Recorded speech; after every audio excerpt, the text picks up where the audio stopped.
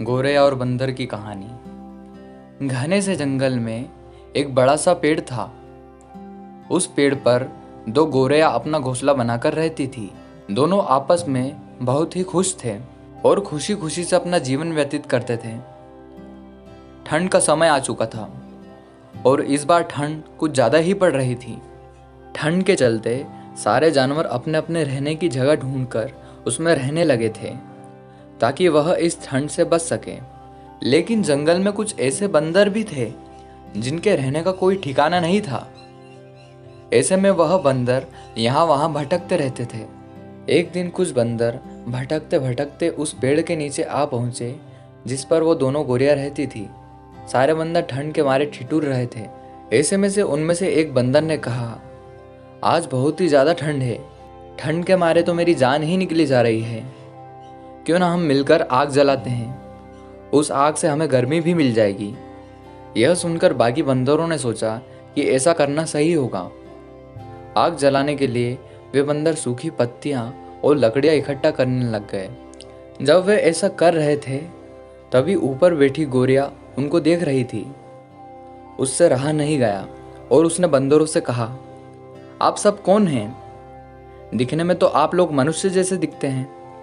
आपके पैर भी हैं, हाथ भी हैं, तो आप सब अपना घर बनाकर क्यों नहीं रह लेते?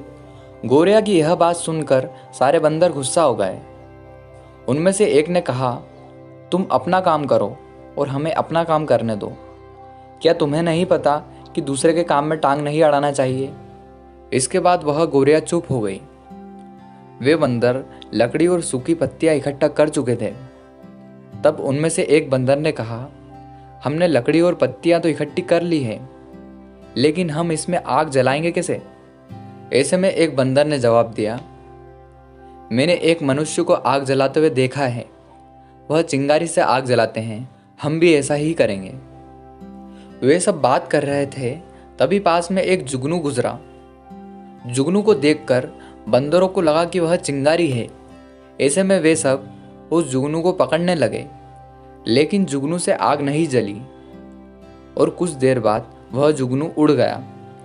तभी ऊपर बैठी गोरिया सोचने लगी कि सारे बंदर कितने मूर्ख हैं जो कि एक जुगनू से आग जलाने की कोशिश कर रहे हैं। वह गोरिया खुद को रोक नहीं पाई और उनसे बोली, अरे आग ऐसे नहीं जलाते। आग जलाने के लिए तो दो पत्थरों को रगड़ना पड़ता है और उनमें से निकली हुई चिंगारी से आग जलती है। बंदरों ने उसकी बात नहीं सुनी। वे फिर से जुगनू पकड़ने लगे। गोरिया ने फिर से उन्हें बताया कि पत्थरों को रगड़ने से आग जलाई जा सकती है। ऐसे में एक बंदर उस पेड़ पर चढ़ गया और गोरिया का घोंसला गिरा दिया। इसके बाद वह गोरिया उदास होकर रोने लगी और वह सारे बंदर वहां से चले गए। इस कहानी से हमें यह सीख मिलती है कि जरूरी नहीं है कि हर कोई आपकी बात सुने। बेवकूफ़ को ज्ञान देना खुद के पैरों पर कुल्हाड़ी मारने जैसा है। ऐसे ही और स्टोरी सुनने के लिए हमारे चैनल स्पेल आउट को सब्सक्राइब करें। Thanks for watching.